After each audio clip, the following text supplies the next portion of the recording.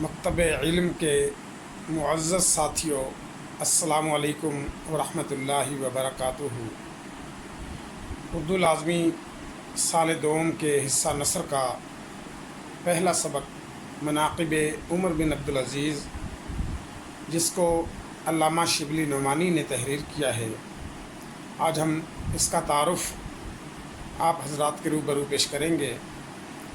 علامہ شبلی نعمانی محتاج تعارف شخصیت نہیں ہے، آپ جید عالم دین اور ماہر سیرت نگار تھے، اور آپ نے ایک ہنگامے میں آنکھ کھولی اور دوسرے ہنگامے میں دنیا سے چلے گئے، یعنی 1857 میں آپ پیدا ہوئے اور 1914 میں آپ نے داعی اجل کو لبیک کہا۔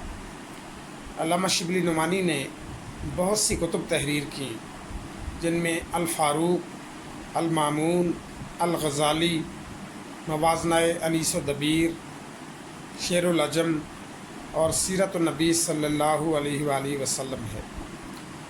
علامہ صاحب کو اپنی جس کتاب پر ناز تھا وہ سیرت النبی صلی اللہ علیہ وآلہ وسلم ہے۔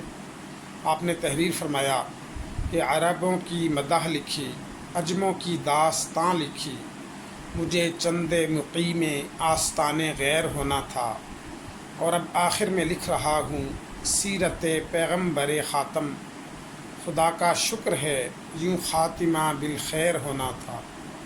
علامہ شبلی نعمانی نے مقالات تحریر کیے۔ آج جس سبق کا ہم مطالعہ کرنے جا رہے ہیں وہ بھی اسی سلسلے کی ایک کڑی ہے۔ اس کا عنوان ہے مناقب عمر بن عبدالعزیز، کہ عمر بن عبدالعزیز کی شان اور ان کے کارنامے۔ سبق کا مختصر تعارف آپ کے روبرو پیش کرنے لگا ہوں، کیونکہ طلباء اکثر درسی کتب کا مطالعہ نہیں کرتے، جس کی وجہ سے سبق کی تفہیم اور نثر پاروں کی تشریح اور سبق کا خلاصہ لکھنے میں انہیں دقت پیش آتی ہے۔ تو عزیز طلباء، آج میں آپ کے سامنے اس نثری سبق مناقب عمر بن عبدالعزیز کا مختصر تعارف پیش کرتا ہوں۔ علامہ شبلی نعمانی تحریر فرماتے ہیں کہ مصر کے کتب خانہ خدیویہ میں ہم نے علامہ ابن جوزی کی تصنیف سیرت العمرین دیکھی، اور اس کتاب سے ہم نے اپنی کتاب الفاروق کے لیے مفید معلومات حاصل کی تھی، اور اسی کتاب سے حضرت عمر بن عبدالعزیز رحمۃ اللہ علیہ کی زندگی اور ان کے عدل کے معاملات جو ہیں، خاص طور پر غیر مسلموں کے ساتھ ان کا برتاؤ، اس حوالے سے ہم نے بہت سے واقعات نقل کیے جو ہم آپ کے سامنے پیش کرتے ہیں۔ مذہبی اعتبار سے عمر بن عبدالعزیز کو عمر ثانی کہا جاتا ہے۔ عمر بن عبدالعزیز جب تخت خلافت پر متمکن ہوئے تو ہمس کے رہنے والے ایک عیسائی نے ان کے دربار میں آ کر شکایت کی کہ خلیفہ ولید بن عبد الملک کے بیٹے عباس نے میری زمین پر زبردستی قبضہ کر لیا ہے۔ عمر بن عبدالعزیز نے عباس کی طرف دیکھا تو عباس کہنے لگا کہ مجھ کو خلیفہ نے بطور جاگیر یہ زمین عطا کی ہے، اور اس کی تحریری ثبوت میرے پاس موجود ہے۔ آپ نے عیسائی کی طرف دیکھا کہ تم کیا کہتے ہو؟ عیسائی کہنے لگا کہ میں خدا کی تحریر یعنی قرآن مجید کے مطابق فیصلہ چاہتا ہوں۔ آپ نے عباس سے مخاطب ہو کر کہا کہ عباس، خدا کی تحریر تیرے باپ کی تحریر پر مقدم ہے، یعنی اولیت رکھتی ہے، اہمیت رکھتی ہے، اور اس کے قبضے سے وہ زمین لے کر عیسائی کو واپس دلوا دی۔ عمر بن عبدالعزیز سے پہلے جو پیش رو حکمران تھے بنی امیہ کے، انہوں نے عام لوگوں کی جاگیرداری کی زمینوں کو، کاشتکاری کی زمینوں کو زبردستی چھین لیا اور اپنے خاندان کے افراد میں تقسیم کر دیا۔ عمر بن عبدالعزیز جب تخت پر بیٹھے تو سب سے پہلے اس بات کا خیال ہوا، لیکن ایسا کرنا تمام خاندان خلافت کو دشمن بنا لینا تھا، تاہم انہوں نے اس کی کچھ پرواہ نہ کی۔ جب انہوں نے یہ فیصلہ کر لیا کہ اپنے خاندان کے افراد سے لوگوں کی چھینی ہوئی زمینیں واپس لے کر لوگوں کو دلا دی جائیں، تو ان کی پھوپھی، جن کا نام عمر تھا، خاندان والوں کی طرف سے سفیر بن کر آئیں اور آپ کو ڈرایا کہ خاندان میں عام بغاوت کا اندیشہ ہے۔ آپ نے جواب دیا کہ میں قیامت کے دن کے سوا کسی اور بات سے نہیں ڈرتا۔ خود عمر بن عبدالعزیز کے قبضے میں بھی ایسی زمینیں تھیں۔ جب ان کا فیصلہ کرنا چاہا تو 3 علماء سے رائے طلب کی، مکحول، میمون بن مہران اور ابو قلابہ۔ مکحول نے دب کر جواب دیا۔ آپ نے میمون کی طرف رخ کر کے کہا کہ تم خدا لگتی کہو۔ اس نے کہا کہ اپنے بیٹے عبد الملک کو بلا لیجیے۔ جب ان کے بیٹے سے انہوں نے پوچھا تو انہوں نے کہا کہ واپس کر دینی چاہیے، ورنہ آپ کا شمار بھی ظالموں اور غاصبوں میں ہوگا۔ عمر بن عبدالعزیز نے اپنے خادم جس کا نام مزاحم تھا اور جو ان کو بہت عزیز تھا اس سے بھی رائے طلب کی کہ ان زمینوں کا نہ تو ہمارا ان پر کوئی حق تھا، نہ لوگوں کو ہمیں دینے کا کوئی اختیار تھا، تو یہ زمینیں جو ہیں کیا واپس کر دینی چاہیے۔ تو مزاحم کہنے لگا کہ آپ جو ہے اپنی اولاد کا لحاظ کر لیجئے، یعنی آپ کثیر الاولاد ہیں، آپ کے بچوں کا کیا بنے گا۔ آپ کی آنکھوں میں آنسو آ گئے۔ فرمایا ان کا مالک خدا ہے، اور یہ فیصلہ کر لیا کہ آج میں نماز ظہر کے بعد ممبر پر بیٹھ کر اس بات کا اعلان کروں گا کہ میں ان زمینوں سے دستبرداری کا اعلان کرتا ہوں۔ جب مزاحم نے یہ بات سنی تو بھاگتا ہوا ان کے بڑے بیٹے عبد الملک کے پاس گیا اور بتایا کہ بڑا غضب ہوا چاہتا ہے، خلیفہ نے یہ فیصلہ کر لیا ہے اور میں نے یہ رائے دی کہ اپنی اولاد کا لحاظ کر لیجیے۔ تو عبد الملک جو عمر بن عبدالعزیز کا بیٹا ہے کہنے لگا تم نے بڑی غلط رائے دی۔ اسی وقت چل کر آیا اور عمر بن عبدالعزیز سے ملنا چاہا تو دربان نے روک لیا اور کہا کہ خلیفہ کو تم 2 گھڑی تو آرام کر لینے دیا کرو۔ عمر بن عبدالعزیز نے جب بیٹے کی آواز سنی تو اس کو بلوا لیا اور کہا کہ جانب ادھر ملاقات کا یہ کون سا وقت ہے۔ تو بیٹے نے تمام ماجرا کہہ سنایا۔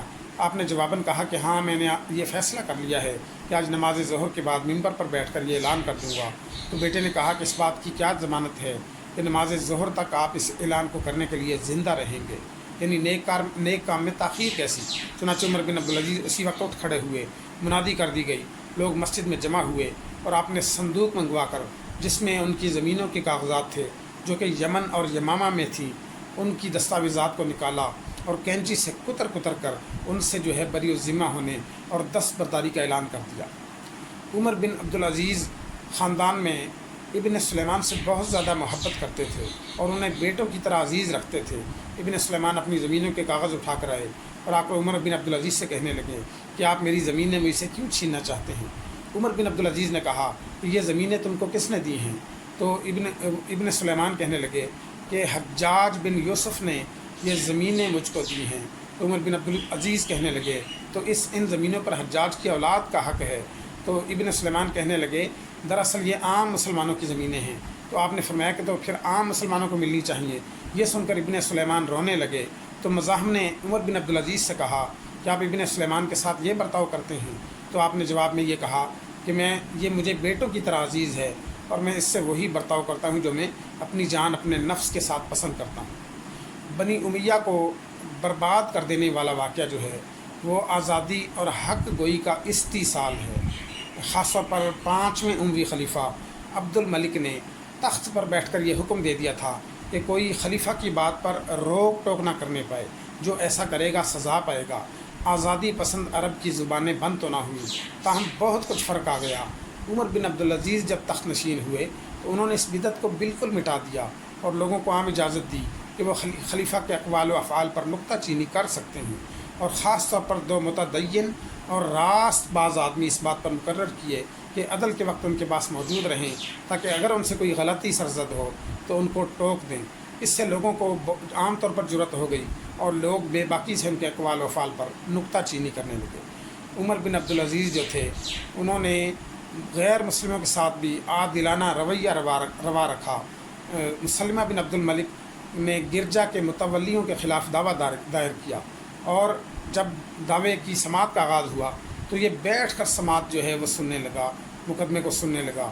آپ نے اس سے کہا کہ کھڑے ہو جاؤ، کیونکہ فریق مقدمہ عیسائی پادری کھڑے ہیں، تم بیٹھ کر مقدمہ نہیں سن سکتے، یا اپنی طرف سے کسی کو جو ہے نمائندہ مقرر کرو۔ چنانچہ فیصلہ بھی عیسائی پادریوں کے حق میں کر دیا۔ عمر بن عبدالعزیز کا معمول یہ تھا کہ وہ عیسائیوں اور یہودیوں کے ہاں مہمان ہوا کرتے تھے۔